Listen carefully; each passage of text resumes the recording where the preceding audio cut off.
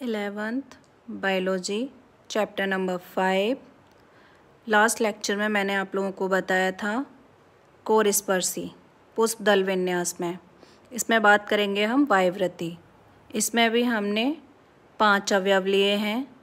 इसमें एक अवयव दूसरे अवयव से ढका रहता है, यानी कि एक अवयव की इकाई दूसरे अवयव से ढकी हुई होती है। इसे हम वायुवृत्ति कहते हैं, यानी कि एक भुजा होती है वो दूसरे अवयव की भुजा से ढकी हुई होती है, उसे हम वायुवृत्ति कहते हैं। और इसका एग्जाम्पल है गुड़हल व भिंडी। नेक्स्ट है आपका कोरछादी। इसमें 5 अवयव होते हैं, जिसमें से एक अवयव की दोनों भुजाएं अन्य 2 अवयवों की भुजाओं से ढकी होती है, यानी कि इसकी दोनों भुजाएं ढकी हुई होती हैं और बाकी के 4 अवयवों की एक भुजा ढकी हुई तथा एक भुजा बाहर की ओर निकली हुई या स्वतंत्र अवस्था में होती है। इसे हम कोरछादी कहते हैं और इसके एग्जाम्पल हैं केसिया व गुलमोहर। नेक्स्ट है वैक्सिलरी। इसके एग्जाम्पल हैं मटर व सेम। इसमें 5 अवयव होते हैं, जिसमें से एक अवयव जो होता है वो छतरी के समान होता है, उसके नीचे 2 अवयव पाए जाते हैं और लास्ट के 2 अवयव जो होते हैं वो एक हुक की संरचना के साथ इससे जुड़े होते हैं। वैक्सिलरी को हिंदी में पतंगाकार भी कहते हैं, क्योंकि इसकी संरचना जो होती है वो पतंग के आकार की बन जाती है, इसीलिए इसे पतंगाकार भी कहते हैं। नेक्स्ट टॉपिक है आप लोगों का पुमंग। यह पुंकेसरों से मिलकर बनता है। इसमें एक तंतु अथवा परागकोश होता है। यह द्विपालिक होता है। परागकोश में परागण पाए जाते हैं। वंध्य पुंकेसर जनन करने में असहायक होते हैं। इन्हें स्टेमिनॉइड कहते हैं।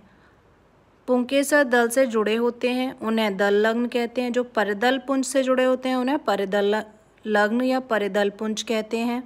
जो मुक्त अवस्था में होते हैं उन्हें एक संघी, जैसे गुड़हल। जो 2 आपस में जुड़े होते हैं उसे द्विसंगी, या जो गुच्छे में पाए जाते हैं उसे बहुसंगी कहते हैं। और एग्जाम्पल है सरसों बहुसंगी, द्विसंगी का मटर। जायांग, यह मादा जनन अंग होते हैं। ये एक अथवा अधिक कंडप से मिलकर बनते हैं। 3 भाग होते हैं इसके, वर्तिका, वर्तिकाग्र और अंडाशय। वर्तिका यह पतली नलिकाकार रचना होती है जो अंडाशय से जुड़ी हुई होती है। वर्तिकाग्र यह ऊपर सबसे ऊपर का भाग होता है जो वर्तिका के ऊपर स्थित होता है। अंडाशय यह पुष्पासन से जुड़ा हुआ भाग होता है जो फूला हुआ होता है और वर्तिका के द्वारा वर्तिकाग्र से जुड़ा रहता है। वर्तिकाग्र पर जब पुंकेसर आकर बैठते हैं तो वर्तिकाग्र से ग्रहण करती है और नीचे की ओर वहन की क्रिया होती है। अंडाशय में एक या उससे अधिक बीजांड पाए जाते हैं जो निम्न प्रकार हैं। बीजांड जो होते हैं, बीजाशय किसे कहते हैं? बीजाशय की अंतर दीवार से वह बिंदु जहाँ से अंडक उद्भव होते हैं उसे जरायु या बीजांड कहते हैं, प्लेसेंटा कहते हैं। बीजाशय में जरायु की व्यवस्था को जरायु विन्यास या बीजांडाशय की व्यवस्था या स्थापना कहते हैं।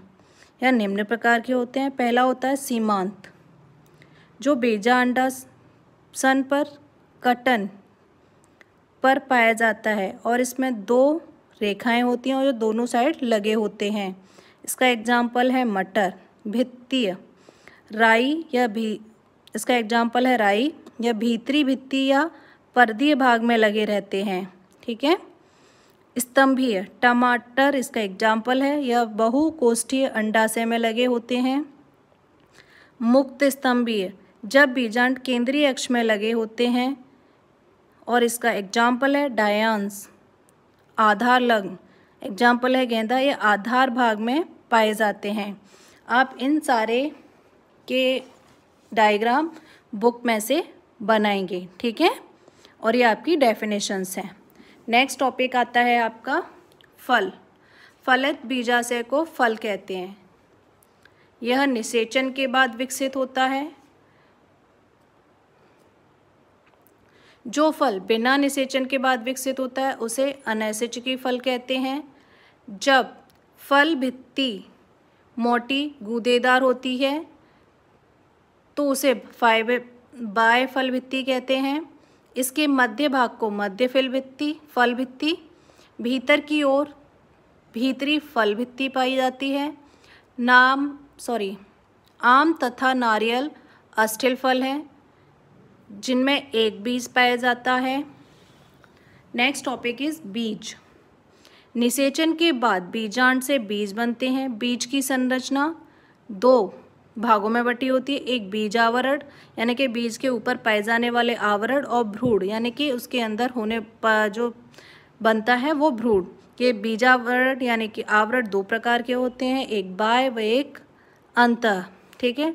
भ्रूण जो होते हैं बीजपत्र, प्रांकुर और मूलांकुर से मिलकर बना होता है। भ्रूणपोष के आधार पर बीज के प्रकार अभ्रूणपोषी और भ्रूणपोषी यानी कि एक बीजपत्री व द्विबीजपत्री। अभ्रूणपोषी का एग्जाम्पल है सेम और भ्रूणपोषी का एग्जाम्पल है मक्का। भ्रूणपोष भ्रूण विकास के दौरान बीज में भ्रूणपोष का अस्तित्व बना रहे उसे भ्रूणपोषी बीज कहते हैं। एग्जाम्पल मक्का। अभ्रूणपोषी भ्रूण विकास के दौरान उत्पन्न भ्रूण का संपूर्ण शोषण बीज पत्रों में हो जाए और भ्रूणपोष का अस्तित्व नहीं रहे उसे अभ्रूणपोषी कहते हैं। एग्जाम्पल है सेम। ये आपका द्विबीजपत्री का डायग्राम दिया हुआ है और ये है आपके मक्के की आंतरिक संरचना, अब जिसे हम भ्रूणपोषी बीज कहते हैं। ठीक है, ये देखिए इसको आप बनाएंगे। ठीक है। नेक्स्ट आता है पुष्प की संरचना को दर्शाने वाले संकेत। ये जो संकेत हैं ये आपको याद करने हैं जिसके आधार पर हम आगे आपकी फैमिलीज़ का वर्णन करना सीखेंगे। ठीक है। सहपत्र, मैंने आप लोगों को सहपत्र की डेफिनेशन बताई थी। ठीक है, जिसे हम BR सहपत्री, BR असहपत्री, BRL सहपत्रिकाएं, ये जो होते हैं ये आपकी साइन हैं इन साइनों के आधार पर हम वर्गीकरण करना सीखते हैं। ठीक है, यानी कि नियमित पुष्प का सर्कल और अनियमित पुष्प खाली सर्कल। ठीक है। सेक्सुअलिटी यानी कि लिंगता, नर पुष्प, मादा पुष्प और उभयलिंगी। ठीक है। बाह्यदल पत्र, बाह्यदल पत्र को क्या कहते हैं? कैलेक्स। के बाह्यदल पत्र, KS मुक्त बाह्यदल पत्र, K5 ये आपके संयुक्त यानी कि कोष्टक में बंद है, इसका मतलब संयुक्त है, और जो कोष्टक के बाहर बना हुआ है उसे मुक्त कहते हैं। दिस इज दलपत्र, कोरोला दलपत्र C। ओके। अब बात करते हैं परिदल पुंज। ठीक है। P परिदल पुंज, P6 यानी कि आप लोगों के मुक्त, P6 कोष्टक में यानी कि संयुक्त। P 3+3 का मतलब होता है दो चक्रों में, पहला एक चक्र जिसमें 3, दूसरा एक चक्र जिसमें 3। एंड्रोसियम A पुंकेसर, A5 5 मुक्त, A5+5 यानी कि टोटल तो 10 हैं लेकिन पहले चक्र में 5, दूसरे चक्र में 5। A5 कोष्टक में यानी कि संयुक्त। ये CA ऊपर से क्या हो रहा है? संलग्नता यानी कि पुंकेसर कोरोला के साथ जुड़े हुए हैं। PA पुंकेसर परिदल लग्न के साथ जुड़े हुए हैं। A0 पुंकेसर नहीं है। A पुंकेसर अनंत या असंख्य हैं जिनकी हम गणना नहीं कर सकते हैं। जायांग G स्त्री केसर, G2 दो स्त्री केसर हैं जो मुक्त अवस्था में हैं। G 2 युक्तांडपी हैं, G0 स्त्री केसर नहीं है। G नीचे जो लाइन हो रही है इसका मतलब है अधोजाय है, ऊपर लाइन का मतलब है परिजाय है, सुपीरियर और इंटीरियर। ठीक है।